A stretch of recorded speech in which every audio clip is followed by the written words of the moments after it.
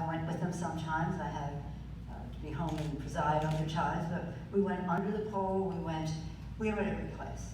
And we saw the connection of no borders and what that meant.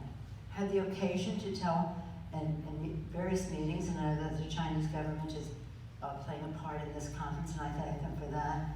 President Hu at the time, President Xi since then, you must visit Alaska.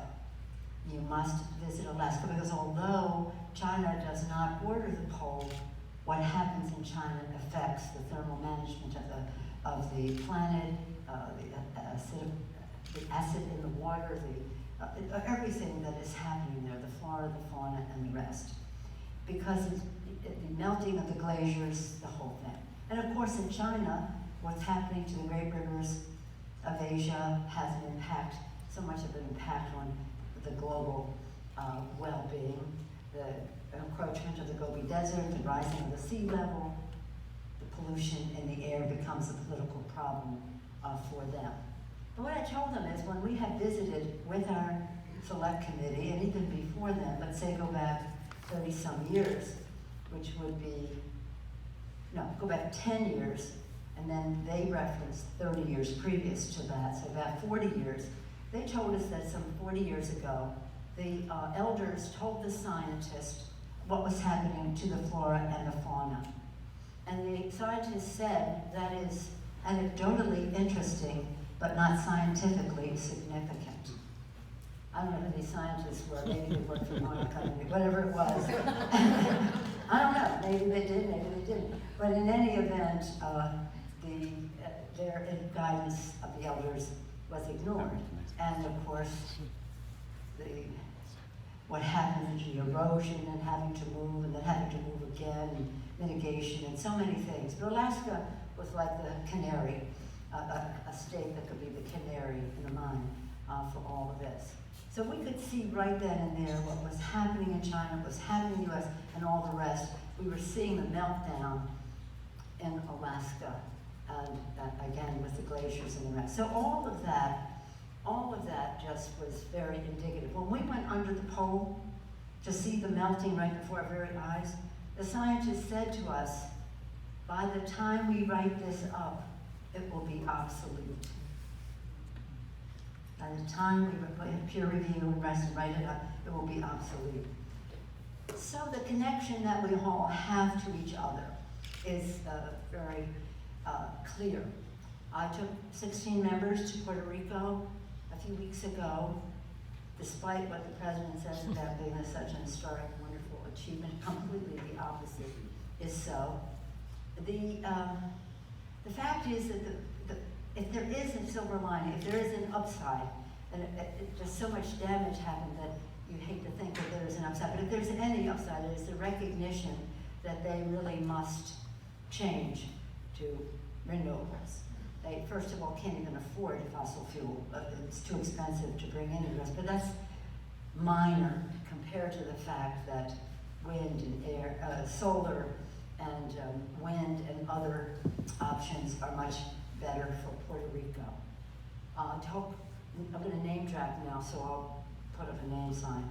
Went to a state dinner with President Obama in Havana, when he was in Havana, and the year before I had taken a delegation there, and we spent a lot of time on climate. So when we're sitting at the dinner, I said to President Obama, the foreign minister is an expert on climate. Perhaps you'd like to hear him share some of his ideas. Before I could finish my sentence, Raul Castro, that raging millennial, chimed in. This man, he said, climate change, that's the biggest issue for us. We're an archipelago, we're over 90 islands, the rising sea level, the ferocity of the hurricanes. We have to have a change in terms of it. And that we have a hurricane coming now, Florence, too. And the recognition at long last that what fuels we use on the ground, to heat on the ground, increasing the ferocity of these storms, creating much more damage. And why? Why do we keep doing this? Why don't we see the relationship? So we always say around here in San Francisco, we don't agonize, we organize. That's San Francisco. And so we say we always say, think globally, organize locally, and act personally. All of us has a responsibility in our daily lives to make decisions in favor of the future. Our children's future, our grandchildren's, your future.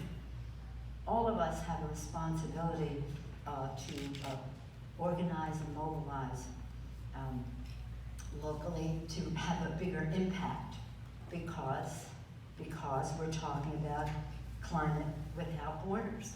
What we do here has an effect. We think that what's happening in China with pollution and the rest has an impact on Los Angeles and vice versa. So we're all connected in this, and we have a moral responsibility for future generations. We have a health responsibility for the air our children breathe, the water they drink, etc.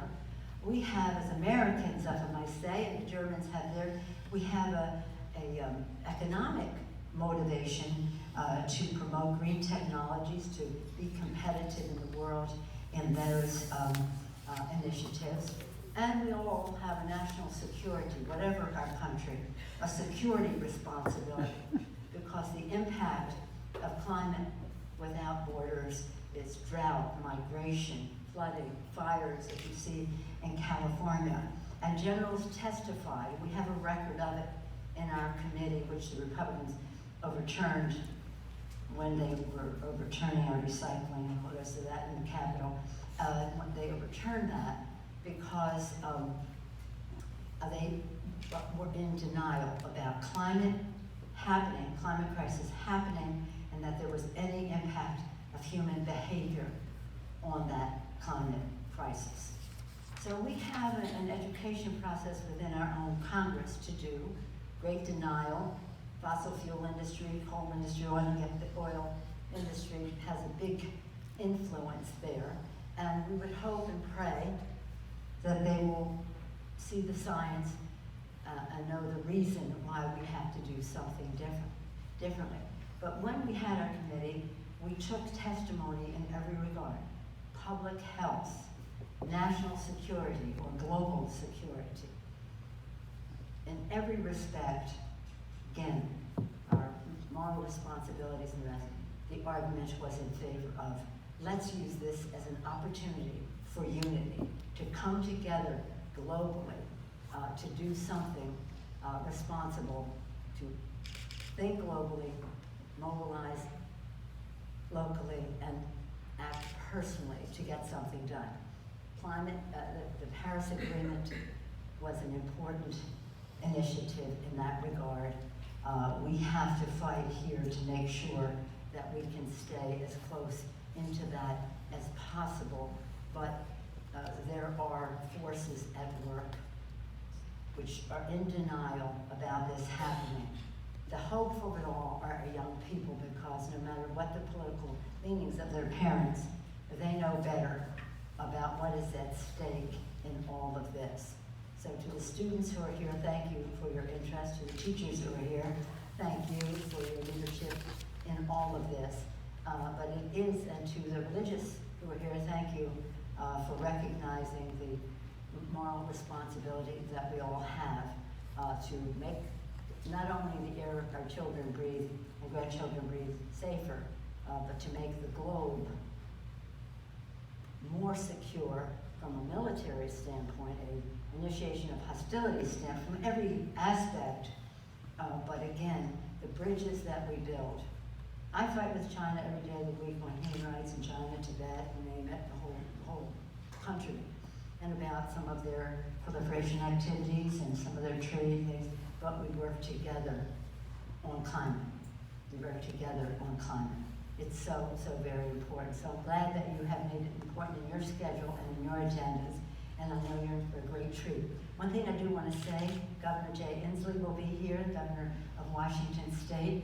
When we did all the things we did in the Congress, Jay was very much an important part of all of that. He has been doing this for a very long time. He knows his subject. He has, well, let's say, he has his vision.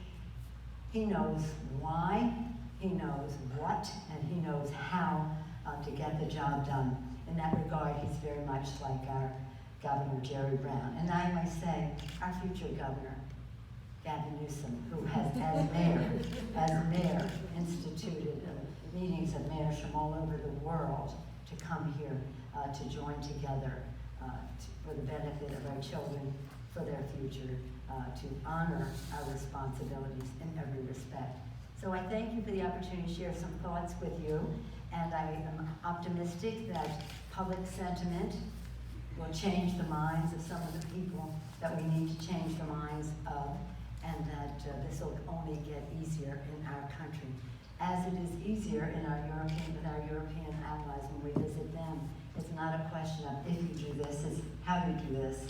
For us, it's a question of when. It's always about time. So we want to shorten the distance between what to us is inevitable and to them is inconceivable, shorten that distance so that we have success as soon as possible. Thank you all very much for the opportunity.